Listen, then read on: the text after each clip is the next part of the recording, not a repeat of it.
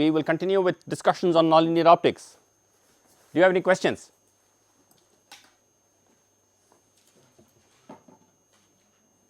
Yes. Okay, what I thought was I will again leave you with another question, which is for you to think about. It's a very short question. So this is not a quiz, but it's a question for you. So let's look at second harmonic generation in quartz. The at one particular wavelength, the refractive indices are given like this: 1.541, Ne of omega is equal to 1.550, No of 2 omega is equal to 1.566, and Ne of 2 omega is 1.577. So draw the index surfaces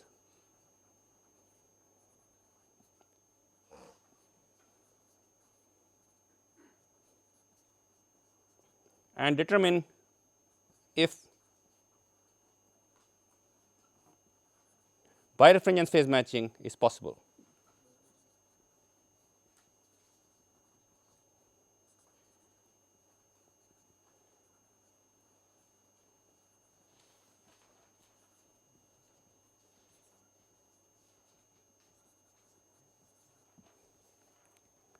So that's just a homework problem for you. Please find out whether birefringence is phase matching is possible. It's a very simple question. Okay, so what we would like to do is to continue with our discussion on nonlinear optics. So we were primarily looking at second harmonic generation, and in second harmonic generation we found that as an example in KDP we can achieve birefringence phase matching provided we propagate at an appropriate angle with the optic axis. So for the wavelength we consider ruby laser wavelength, this angle comes out to be 50.5 degrees. So if this is the optic axis, I need to propagate at an angle of 50.5 degrees with the optic axis in order to achieve phase matching. The omega frequency is an ordinary wave and the second harmonic will be an extraordinary wave. So the first question is, what orientation should I choose, or does it matter or does it not matter? That means I can be 50.5 in the XZ plane, I can be 50.5 in the visor plane, I can be 50.5 at some other plane, some other orientation, right? This is the optic axis. So there is a full cone of angles I can choose. Does it matter? Number one. And what is this d coefficient that I will have to use in my efficiency calculation? Because remember, we wrote a scalar equation 2 epsilon 0 d square. What is d? Because for KDP there is a d tensor. So what we did was we started looking at the expression for the nonlinear polarization vector itself. So let us recall, we started with Pi is equal to 2 epsilon 0 d I j k E j E k, where E j and E k are the total electric fields, Pi is the total nonlinear polarization. Then for second harmonic generation we wrote E j as the sum of the electric field of the fundamental and the second harmonic, E k is the kth component of the sum of the electric field of the fundamental and second harmonic, took a product and found out that the nonlinear polarization at 2 omega is given by half of epsilon 0 d I j k E j of omega E k of omega exponential 2 I k 1 z minus omega t plus complex conjugate. So we substitute for E j the total electric field, which is the sum of the field at omega and 2 omega. We substitute for E k and calculate this nonlinear polarization term at frequency 2 omega.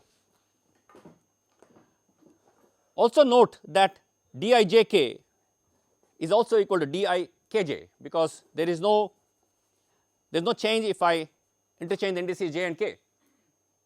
So I can contract the last two indices of d I j k and instead of a 3 by 3 by 3 matrix, I will have a 3 by 6 matrix. So, for example, for KDP, I wrote down the D tensor yesterday. So, this was 0, 0, 0, D14, 0, 0, 0, 0, 0, 0, D25, 0, and all elements except the last one are 0. This form of the D tensor can be actually obtained by knowing the symmetry of the KDP crystal. You can actually show that all these elements are 0 and these elements are the only ones which survive. All crystals belonging to the class of KDP will have the same D tensor. So, D14 is actually D1, 2, 3, 4 is 2, 3, and this is D2, 1, 3, and this is D3, 1, 2, 6 is 1, 2. Okay, so these are all contracted indices. So, if you have to find, okay, this is also the D tensor in the principal axis system. If I want to calculate D in another coordinate system, I would have to use the transformation properties of the tensor Dijk, not the contracted one, but the decontracted D tensor, because this is the tensor 3 by 3 by 3 matrix. So, any transformation property of D is related through the transformation of Dijk and not this 3 by 3 6 matrix. Okay, so let us look at a couple of examples to understand how do I use this D tensor. So, the first example we look at is KDP. So, in KDP what I have found out is, first thing is, for second harmony generation I need to achieve phase matching. To maximize the efficiency of conversion, I need to have phase matching. That means the refractive index of the wave at 2 omega must be equal to the refractive index of the wave at frequency omega.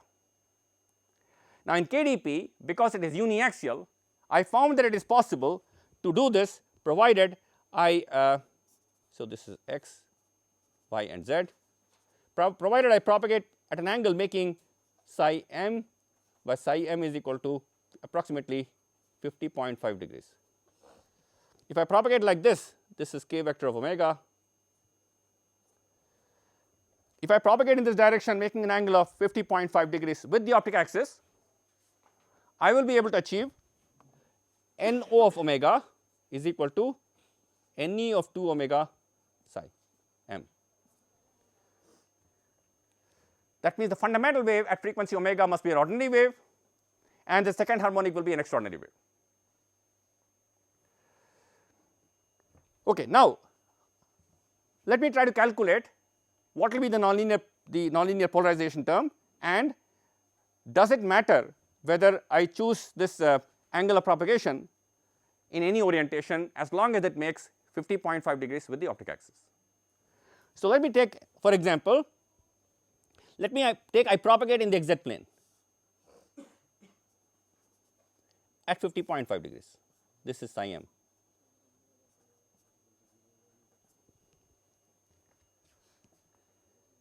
Okay. Now, I will use this equation. Remember, this nonlinear polarization term is given by here, this equation. So, remember I wrote this equation P I tilde 2 omega is equal to epsilon 0 d I j k E j of omega E k of omega, and we wrote this in matrix form yesterday. This is written as P x tilde 2 omega, P y tilde of 2 omega and P z tilde of 2 omega is equal to the D tensor 0, 0, 0, D14, 0, 0. This is for KDP crystal. And remember, I must have a 6 row column matrix here. What was the first element? Ex square. Okay. So, let me write just Ex omega square. Okay. Now, let me before I write this. Now, remember, to achieve phase matching, the electric field of the fundamental wave must be an ordinary wave. So, what is the orientation of the electric vector of the ordinary wave propagating in this direction in the xz plane? Along y axis. The ordinary polarization is perpendicular to the optic axis and to the propagation vector. So, to achieve phase matching, I will have to launch the light at frequency omega as an ordinary wave. So, I will launch the omega frequency as y polarized wave. So, the only element which survives is actually Ex of omega is equal to 0, Ey of omega is not equal to 0, and Ez of omega is equal to 0.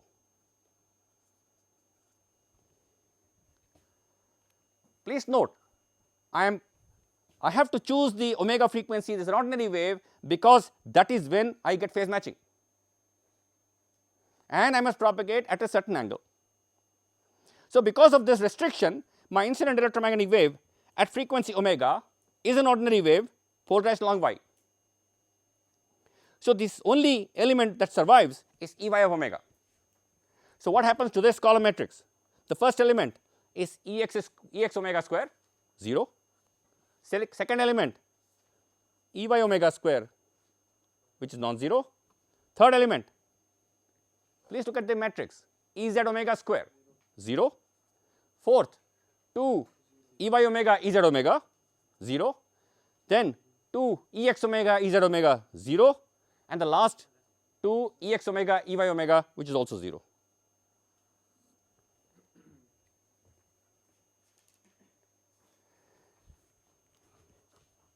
For a given crystal, I know this tensor. This column matrix is obtained by the way I launch my omega frequency wave, which components it has. These two matrices will then determine what is the nonlinear polarization generated in the crystal. What is the product of these two? Right? All elements are 0.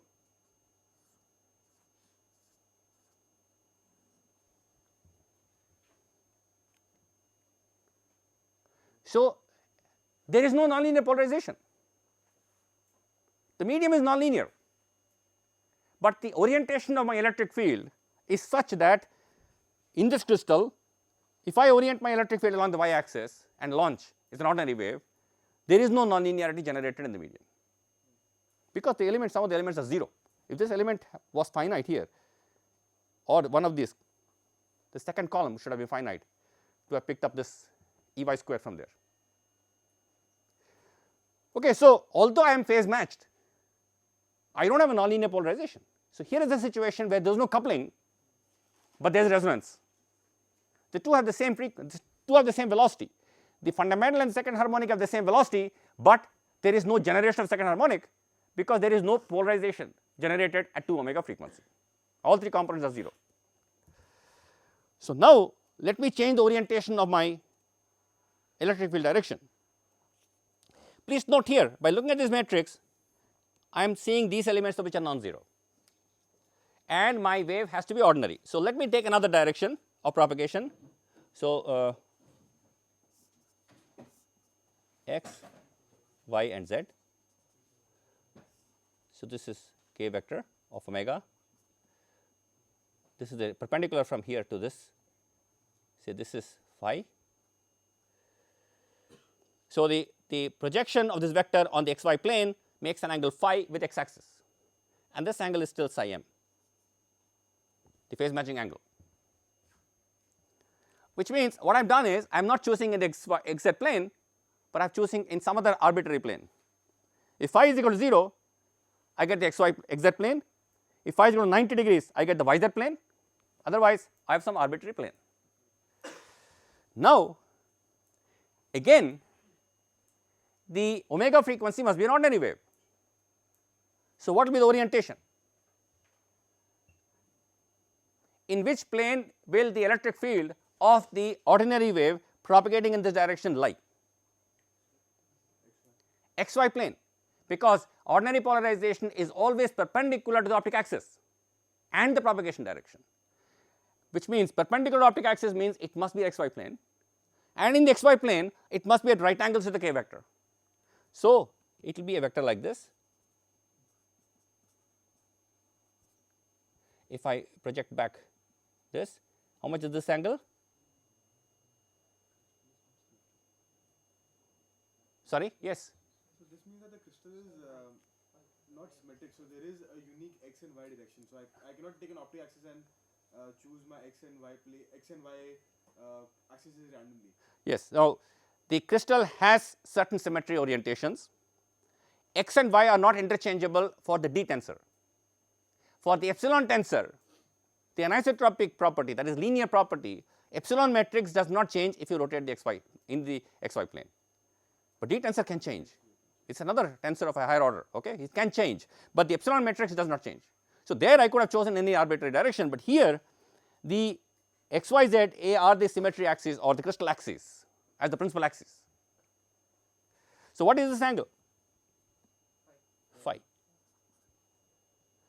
So, what is Ex of omega?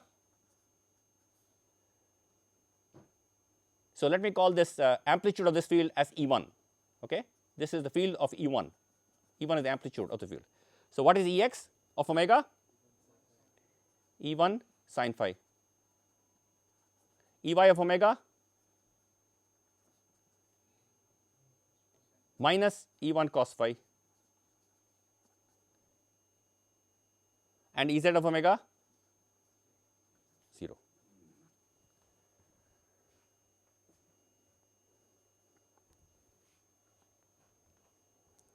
Okay, now, so what happens is, so Px of 2 omega, Py tilde of 2 omega, Pz tilde of 2 omega will be again the same matrix 0, D14 0 0 0 0 0 0 D25 0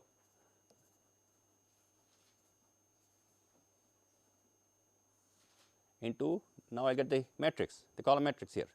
So, what is the first element? Ex square. So, E1 square sin square phi.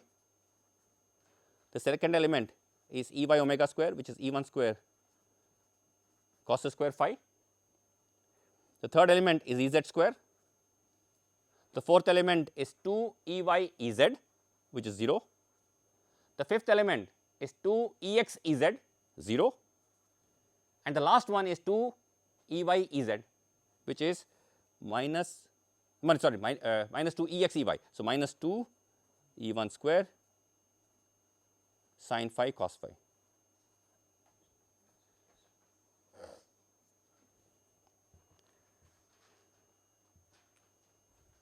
So, what does this lead to? So, if you now calculate from here, what you will find is Px tilde of 2 omega will be 0, because the only element which survives here is the fourth one, and the fourth element column, the fourth element is 0 here. Then the next row, this is 1, that is 0, and the last one is finite. So, what I will get is Px tilde of 2 omega is equal to 0, Py tilde of 2 omega is equal to 0, and Pz tilde of 2 omega is equal to minus 2 D36 E1 square sin phi cos phi.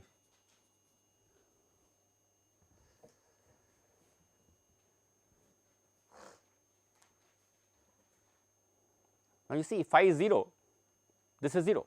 That means, if I propagate in the xz plane, phi is equal to 0 means xz plane it is 0. If phi is pi by 2, it is also 0. So, there is an optimum direction. What is the optimum value of phi? 45. Actually, 2 sin phi cos phi is cos sin 2 phi, and that is phi is equal to pi by 4 I must choose.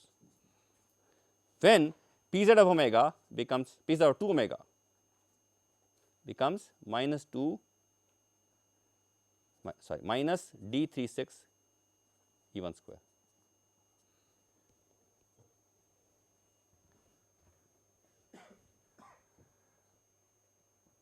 So, I can't choose an arbitrary phi to maximize the nonlinear polarization. I must choose phi is equal to 45 degrees. That means it is a plane making an angle of 45 with the x and y directions. Now, so the nonlinear polarization, the wave is propagating like this, the nonlinear polarization is generated in this direction. Now, this nonlinear polarization has a component along the propagation direction and a component perpendicular to the propagation direction. The only component that will be responsible for the generation of the wave in this direction is the one which is perpendicular, because dipole radiation, they will all add only along the perpendicular direction of the dipole oscillation. So, this polarization component along the axis, along the propagation direction, does not contribute to the generation of radiation in this direction. Only the perpendicular component will contribute, and that is how much. So, I will get P, let me write nonlinear now at 2 omega, which will be responsible for the generation of second harmonic, is minus d36 E1 square into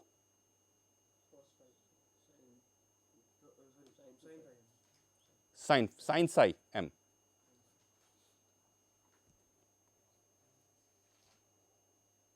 So, I can write this as d effective E1 square, where d effective is the effective nonlinear coefficient minus d36. Actually, in general, this is minus d36 sin 2 phi sin psi m.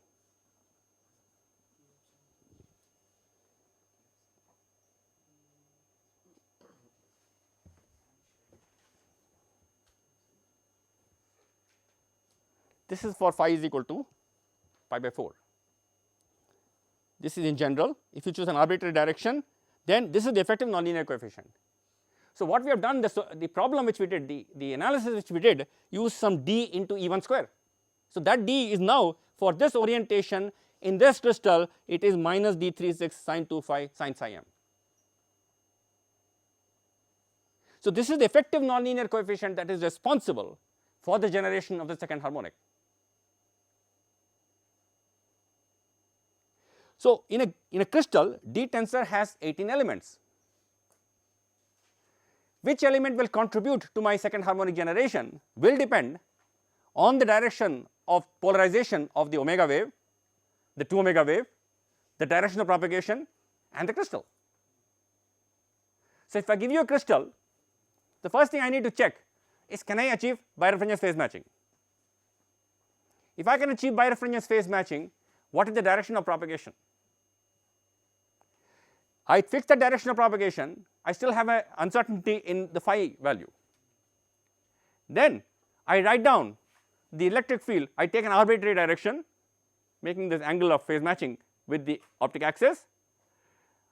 Then write down the expression for Px 2 omega, Py 2 omega, Pz 2 omega, and find out finally which is that element which will be picked up in the final nonlinear polarization. So, please note, if you happen to choose the wrong orientation value of phi, you will get no second harmonic generation. There is no nonlinearity generated because of the orientation of the electric field in the crystal that you have chosen. Okay, yeah. Sir, can you please repeat that polarization nonlinear? Okay, so what I have done is, I take some arbitrary direction of propagation, making an angle psi m with the optic axis. Why have I chosen psi m? Because that is the direction in which I get phase matching. I still have a freedom of choice of phi. Okay? So, I choose some arbitrary phi, and I also know that for phase matching, the omega frequency must be an ordinary wave. So, for this propagation direction, I find out what is the electric field of the ordinary wave. That will give me the components of the E omega, the x, y, z components of E omega. Knowing the x, y, z components of E omega, I calculate, and the D tensor of the crystal, I calculate Px, Py, Pz of 2 omega. And then from there, I get finally that component of nonlinear polarization that will be responsible for the generation of the second harmonic, which I get in this equation like this. Pz I have got. But a component of this will be responsible finally for the generation of the second harmonic. So, this component I break it up into one which is along the propagation direction and one which is perpendicular. The perpendicular component is this times sin psi m. So, the nonlinearity that is responsible is simply this equation, assuming phi is equal to pi by 4 here. Otherwise, I will get sin 2 phi sitting here. So, I find that the nonlinear polarization at 2 omega is proportional to E1 square, where E1 is the electric field strength of the fundamental. This is the total electric field strength, because the components are E1 cos phi and E1 sin phi. So, this tells me what is the effective nonlinear coefficient that will be responsible for the generation of second harmonic. So, if I want to use that efficiency expression to calculate the power generated in second harmonic, I need to use this value for D for the D expression in that equation. So, I know the D36 value, it is the standard value. I know the phi and psi m I have chosen. I substitute here, and this is the effective D which I will have to use in the calculation of the efficiency of SHG. It is proportional to D square. You see that D square is this now, square of this. So, in second harmonic it is extremely important to not only do phase matching, but also to choose the right orientation of the electric field or the propagation direction to ensure that you maximize the nonlinear polarization. Let me look at another example, lithium niobate.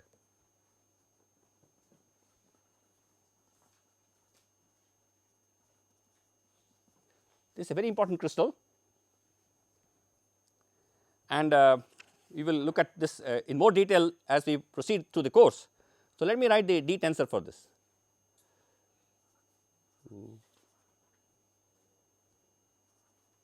D15.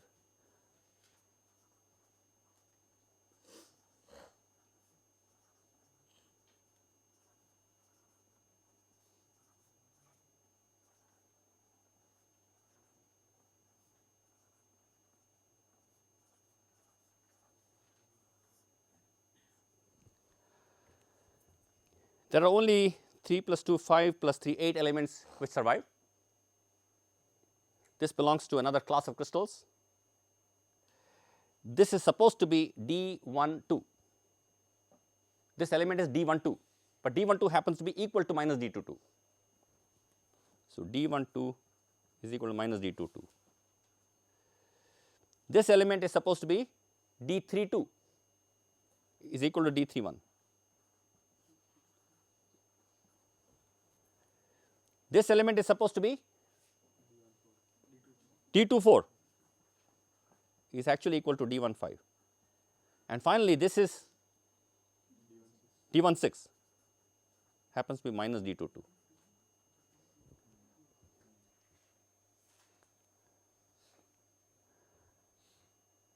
So, please note D33 means D333, because the second 3 is 33. D31 is D311, that is DZXX. 1 is X, 2 is Y, 3 is Z. This is DYYY. This is supposed to be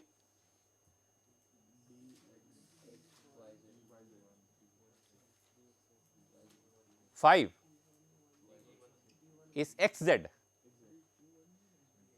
So, this D15 will be D113, which is actually DXXZ or DXZX.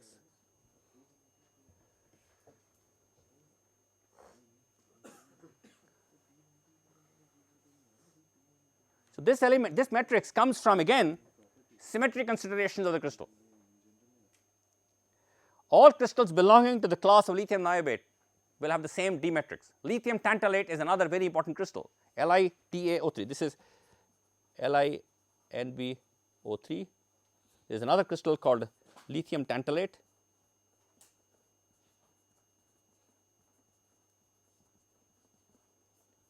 LiTaO3, which is in the same crystal class. It has the same matrix, but the values of the coefficients will be different. Also, in this matrix, the largest element is D33, and the value of D33 is about 30 10 to the minus 12 meters per volt. It is one of the largest values of D available in inorganic crystals. So, because of this, in my nonlinear interaction, I would like to use D33 element. I want the D effective to become proportional to D33, so that I have the maximum nonlinear coefficient taking part in my nonlinear process. So, to do that, I would have to choose proper orientations of the electric field of the fundamental and second harmonic, but also I need to make sure that I get phase matching. It is not sufficient I maximize the coupling, I also need phase matching. Okay. So, let us look at an example now using lithium niobate. So, this is lithium niobate. So, my propagation direction is now say x, this is z. Okay, so this is my crystal now, and I launch a wave from here with z oriented. So, this is the electric field of the omega wave. So, what polarization is this? So, what is it extraordinary or ordinary? This is uniaxial. So, this is uniaxial with NO greater than NE, negative uniaxial. So, is it an ordinary wave or an extraordinary wave?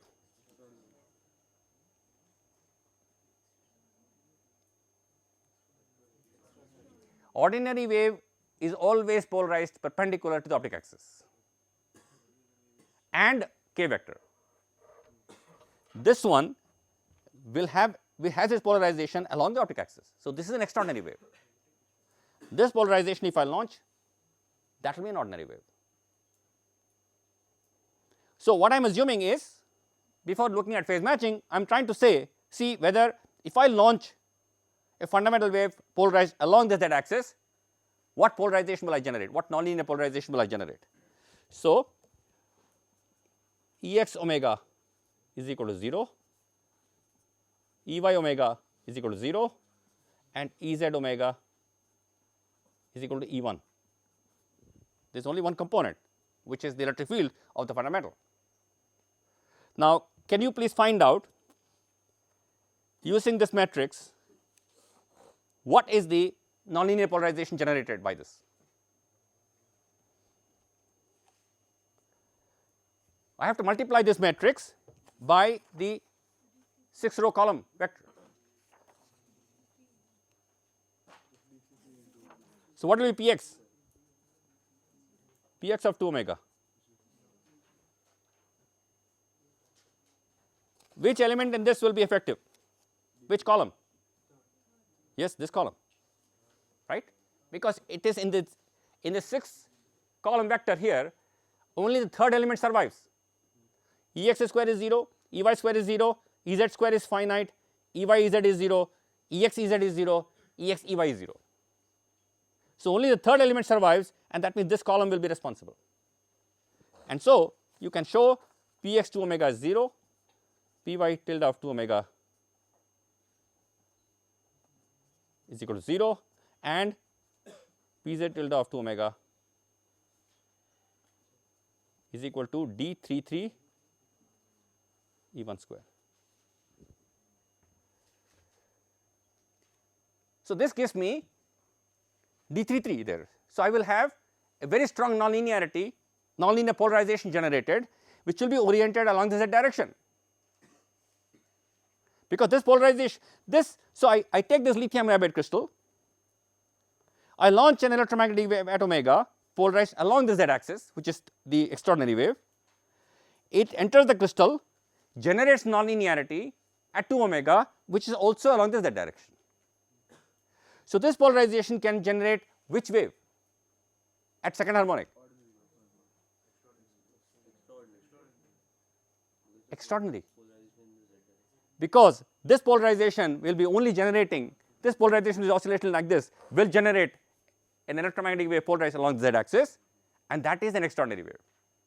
So, this polarization will generate an extraordinary wave at 2 omega. right? Can I achieve phase matching? What will be the condition I need for phase matching now?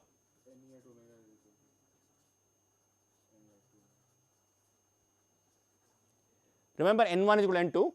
So, N1 is Ne of omega must be equal to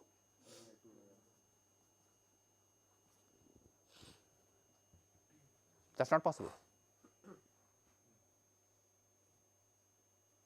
Okay. So, I can choose this orientation to use the maximum nonlinear coefficient, but I can't use this because I cannot have phase matching. Now, the second technique which I mentioned to you, quasi phase matching, can help me. I will show you use this coefficient in this direction, because I can use another principle to overcome the phase mismatch generated by the different velocities of these two waves. So, if I do not do quasi phase matching, this interaction is not possible. I will not be able to generate the second harmonic at all, almost zero efficiency. The efficiency is recalculated, remember, with these numbers only, any value, remember, and the phase mismatch was such that the coherence length was about 3 microns and the efficiency was 10 to the minus 11 or so with 1 watt of fundamental power. So, that is hardly any generation at all. Okay. So, I can even in fact generalize this little more, and let me go to another orientation which we will come to later again, and that is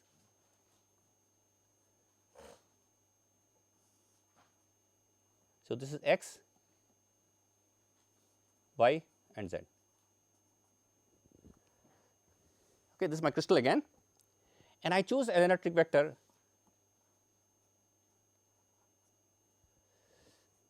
propagation is like this. The electric vector makes some angle phi or theta with the z axis.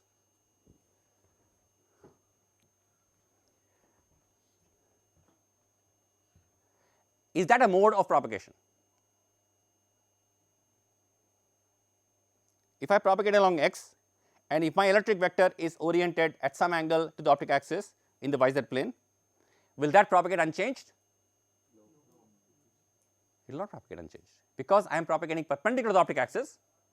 So, it will have to be broken up into two components. The y component will travel as an ordinary wave and the z component will travel as an extraordinary wave. But I can always launch my light in arbitrary polarization states. But this light now has two components, y and z components. So, if I call this electric field as E1, Ex of omega is equal to 0, Ey of omega is equal to E1 sin theta and Ez of omega is equal to E1 cos theta.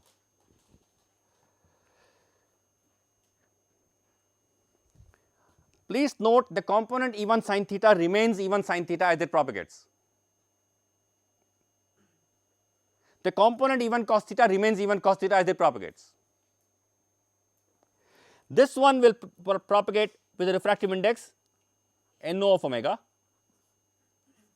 This will propagate with a refractive index Ne of omega.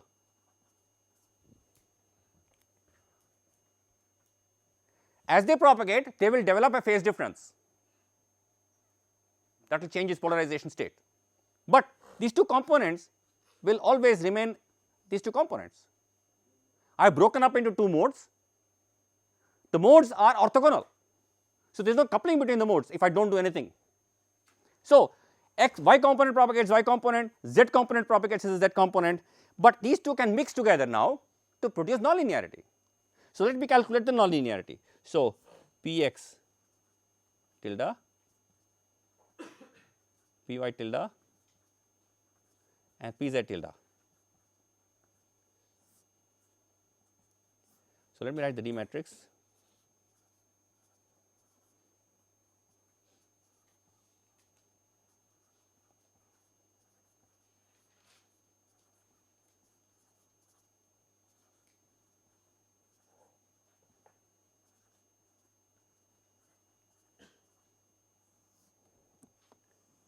What is this matrix now? Ex omega square, Ey omega square, Ez omega square, 2 Ey Ez. So, 2 E1 square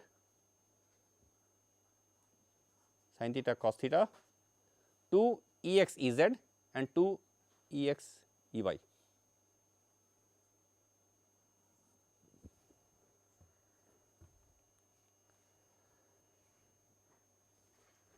Now, let me calculate, multiply these two matrices and I will get the following matrix. So, the P vector, P tilde vector of 2 omega, the 3 components, it will give me, what is Px tilde of 2 omega? 0, Py tilde of 2 omega, d22 E1 square sin theta, sin square theta plus 2 d15 E1 square sin theta cos theta, and the last one is d31 E1 square sin square theta plus d33 E1 square cos square theta. So, it has now a y component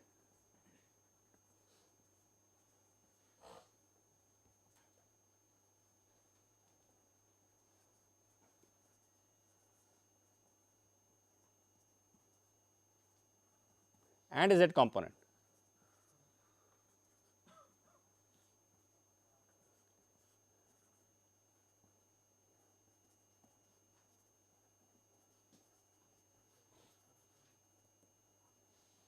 E1 square cos square theta and Px tilde 2 omega is equal to 0.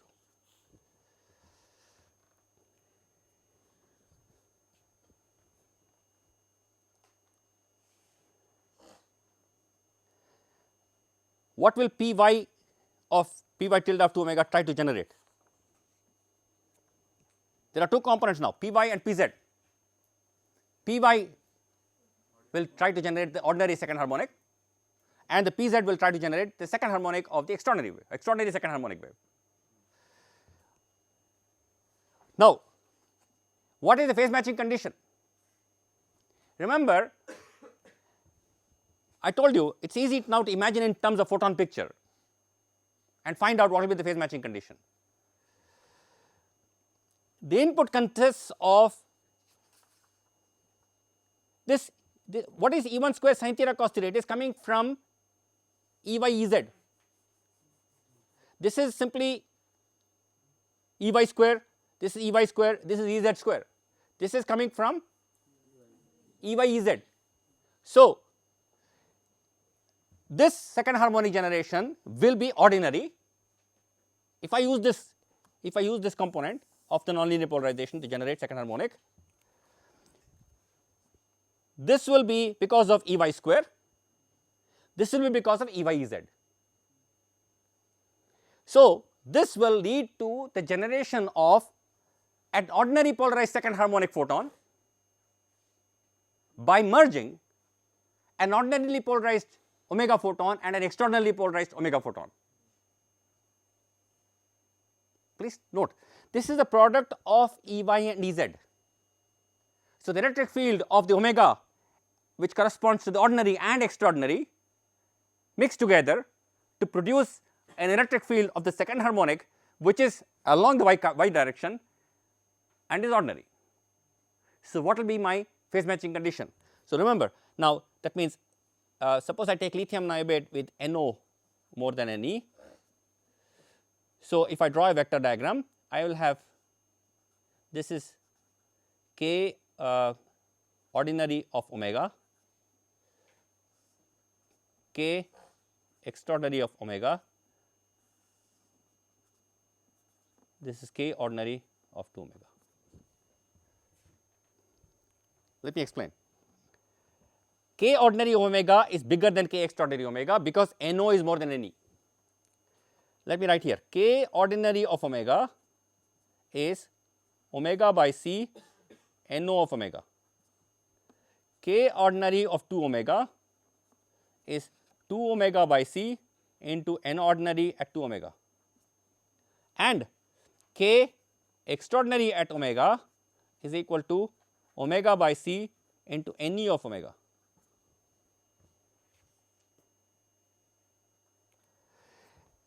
Mathematically, when you look at the Ey Ez term, the Ey will have an exponential minus I k0 no z.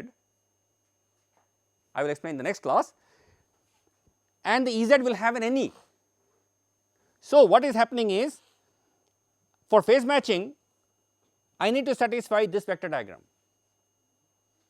So, what is the condition I get on the refractive indices?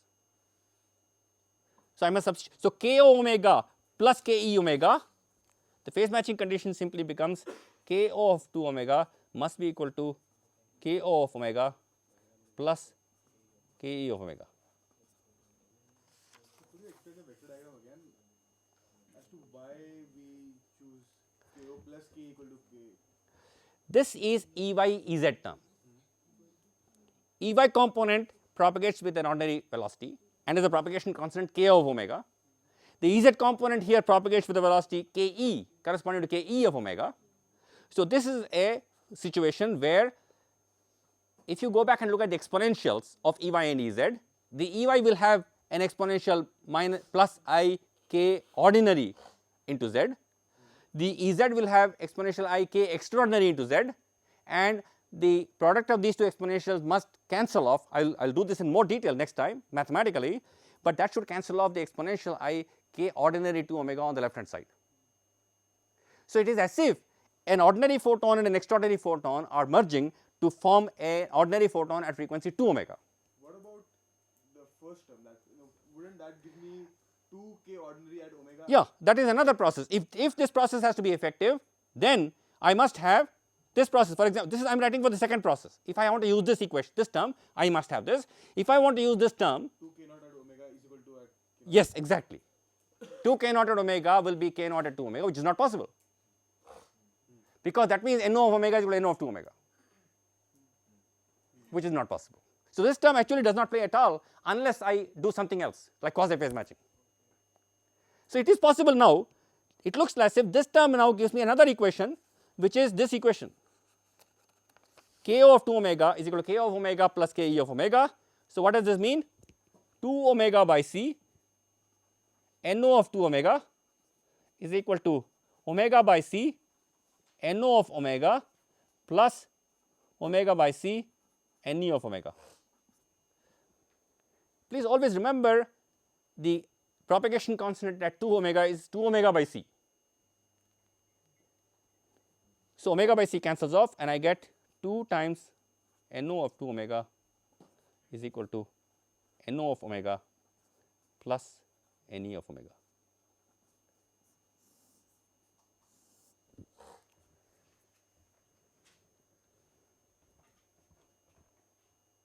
Now, this may still not be possible, but this is a different equation now.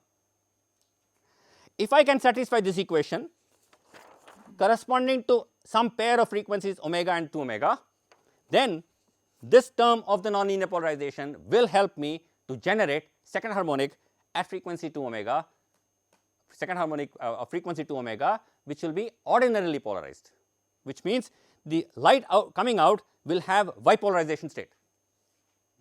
So, what will happen is, if I take this crystal, here is my crystal. So, if I call this as z, x and y, I launch a light from here oriented like this at some angle, and out comes second harmonic like this. It is along y direction. So, this is some angle theta.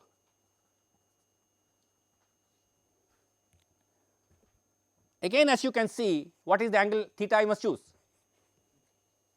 to maximize this? 45. If I equally launch the ordinary and extraordinary components of polarization, then I can have maximum second harmonic generation of the ordinary wave provided I satisfy the phase matching condition. If I do not satisfy this phase matching condition, there is nonlinear polarization generated, but there is no second harmonic generated. If I am unable to satisfy this condition, I will show I can use quasi phase matching to overcome this requirement of phase matching from here. I will sort of be able to achieve phase matching for this process also. So, there are two kinds of processes, one in which you launch light of one polarization, one mode, ordinary and convert to extraordinary, or you launch extraordinary and convert to ordinary, or you launch a combination of ordinary and extraordinary and generate second harmonic of ordinary or extraordinary. One is called the type 1 process, the other is called type 2 process. There are different processes in nonlinear interactions. So, I am not restricted to only choosing one process, and this is very interesting because we will come back to this problem later on, because as we will see, I can do a reverse process. If I can convert omega to 2 omega, can I convert 2 omega to omega? It is the same nonlinear process. So, we will analyze this. I will show classically you cannot. You need quantum mechanics. You cannot explain the process of the reverse process, subharmonic generation. This is second harmonic, that is subharmonic. You launch 2 omega. So, I have a crystal, I launch omega, I get 2 omega, I launch back 2 omega, nothing comes out classically, but I see light omega. It is a completely quantum mechanical process. So, in this process, I have 2 photons at omega merge to form 1 photon at 2 omega. The other process is 1 photon at 2 omega comes and splits into 2 omega photons, and these 2 photons at 2 omega at omega frequencies have some strange properties of entanglement. So, this I will cover when we start to discuss more of quantum mechanics, but just to mention that this is a very interesting process, because the 2 photons coming out will correspond to 2 orthogonal polarization states. One is an ordinary wave, but the other is coming out as extraordinary polarization, and that is very interesting because we will have some interesting properties. Okay. So, we will stop here. Do you have any questions? Sir, yeah. When we are finding initially when we found out the eigenmodes, Yes. in y direction, so we did not consider any non-linearity. Yes. And that's why we got the eigenmodes that we got. Otherwise, you would have got an exponentially decaying type of electric field there also. But we used the same result when we were applying, when we had non-linearity in the system. So that is an approximation. That we are considering that the non-linear component is so small that I can use. It is a perturbative expansion. It is a perturbative expansion. I am considering non-linearity as a perturbation.